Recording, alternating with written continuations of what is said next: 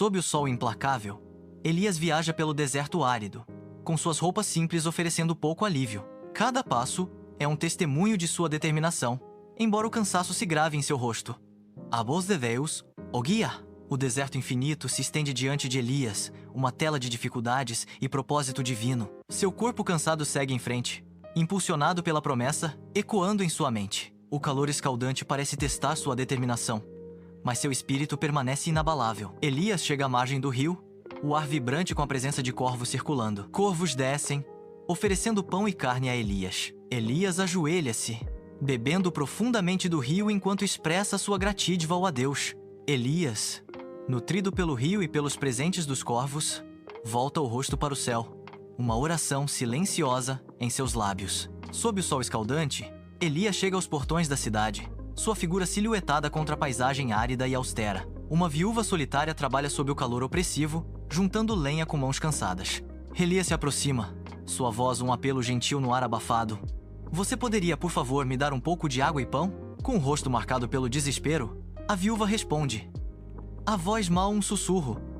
Eu só tenho um punhado de farinha e um pouco de óleo restante. O sol queima, refletindo desespero em seus olhos enquanto enfrentam as duras realidades da sobrevivência. Na humilde casa da viúva, Elias está de pé, banhado no brilho etéreo dos raios de sol. Elias ordena com divina certeza.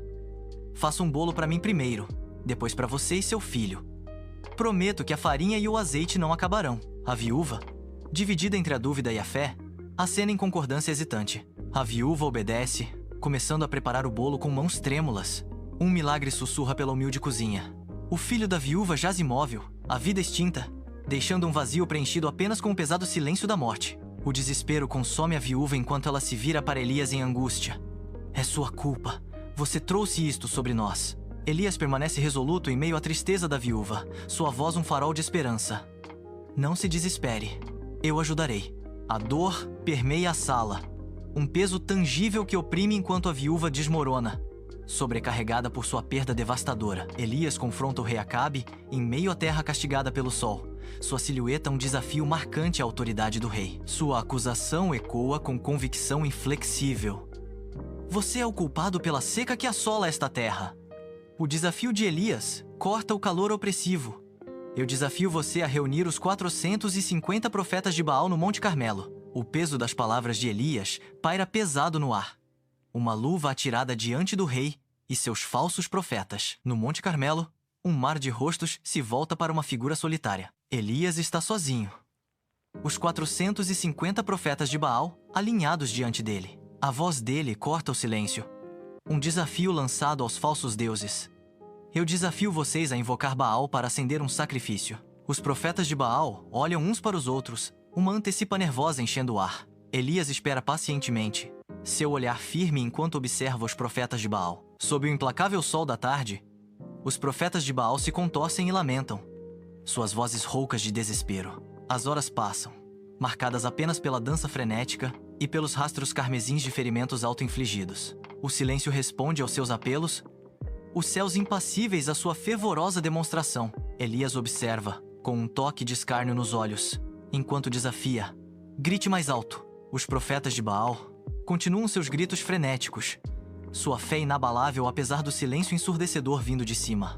Enquanto o crepúsculo desce sobre o Monte Carmelo, Elias prepara um altar, um espaço sagrado em meio à luz que se esvai. Ele cava uma trincheira, uma fronteira traçada contra a escuridão que se aproxima, cercando o altar com intenção determinada. A madeira é colocada, uma fundação para a oferenda, enquanto um novilho é colocado sobre ela, um símbolo de devoção, sob o céu crepuscular. A água cai em cascata sobre o sacrifício, uma bênção tripla encharcando a oferenda, invocando a presença divina na hora do crepúsculo. Quando o crepúsculo desce sobre Monte Carmelo, Elias levanta os braços, sua voz ressoando com fervorosa convicção. Uma luz ofuscante perfura os céus, anunciando uma descida divina. O fogo irrompe com uma força imparável, consumindo tudo em seu caminho. Até mesmo a água que rodeia o altar é engolida pelas chamas consumidoras. A fumaça sobe aos céus, obscurecendo a luz que se esvai, enquanto a multidão irrompe em admiração. O Senhor é Deus! O Senhor é Deus! A montanha ecoa, com a declaração unificada de fé. Sob o manto da noite, Elias ordena que os profetas de Baal sejam apreendidos, seu comando ecoando com autoridade divina. Conduzidos por Elias, os profetas são levados para a ribeira de Quizon, seu destino selado sob um céu prenhe de tempestade. À beira do rio, a justiça é feita, os profetas encontrando seu fim, enquanto os primeiros trovões quebram o silêncio. À medida que o último profeta cai, a tempestade se aproxima, a própria natureza espelhando a ira desencadeada. A ribeira de Quizon corre vermelha, um testemunho de fé e consequência, sob a tempestade iminente. Sob o vasto céu noturno no Monte Carmelo, Elias insta Acabe a encontrar consolo em comida e bebida, anunciando a chuva que se aproxima. Elias inicia sua ascensão ao topo do Monte Carmelo, sua silhueta contrastando com o céu que escurece. Alcançando o pico, Elias curva-se profundamente. Uma figura de devoção solitária contra a tela celestial. Sua silenciosa súplica enche o ar enquanto ele ora fervorosamente. Uma voz solitária no deserto. A intensidade de sua oração parece vibrar pelas próprias pedras do Monte Carmelo. O mundo prende a respiração, aguardando a resposta ao apelo apaixonado de Elias. Sob o manto da noite no Monte Carmelo, Elias emite uma ordem ao seu servo, sua voz ecoando na quietude. Após 7 vigílias pacientes, os olhos do servo se arregalam com admiração ao avistar uma pequena nuvem, não maior que a mão de um homem, pintando o horizonte. O céu se rompe, desencadeando uma chuva torrencial que varre Monte Carmelo, transformando a paisagem árida. A fúria da natureza é desencadeada. Uma tempestade de chuva desce, alterando a paisagem e marcando uma virada crucial. Através do deserto desolado, Elias foge desesperadamente, o brilho implacável do sol queimando suas costas. A perseguição implacável de Jezabel promete um fim sombrio. Exausto, Elias cambaleia em direção a uma árvore solitária, cuja sombra oferece um refúgio frágil. Ele desaba na base da árvore, com a areia escaldante queimando suas vestes. Deus, por favor, tire minha vida. Eu não aguento mais. Seu apelo ecoa no vazio, uma alma cansada além da resistência. No Monte Horebe, Elias está sozinho, as rochas ao seu redor ressoando com expectativa. Uma brisa suave começa a agitar-se, sussurrando através das pedras antigas, sinalizando a chegada do divino. A voz de Deus ecoa no vento.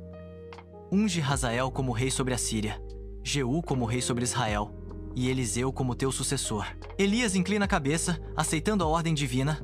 A brisa suave agora uma mensageira sagrada. Elias e Eliseu caminham lado a lado ao longo das margens serenas do rio Jordão, suas figuras gravadas contra a paisagem tranquila. De repente, uma carruagem flamejante de fogo surge, puxada por corcéis flamejantes, rasgando a calma e separando as duas figuras. Elias é elevado aos céus em meio a uma tempestade de fogo, um espetáculo inspirador de ascensão divina. Quando Elias ascende, seu manto cai sobre a terra, um testemunho silencioso do poder e do legado que ele deixa para trás. Eliseu está sozinho, olhando para cima, seu rosto uma mistura de admiração e compreensão solene ao agarrar o manto caído.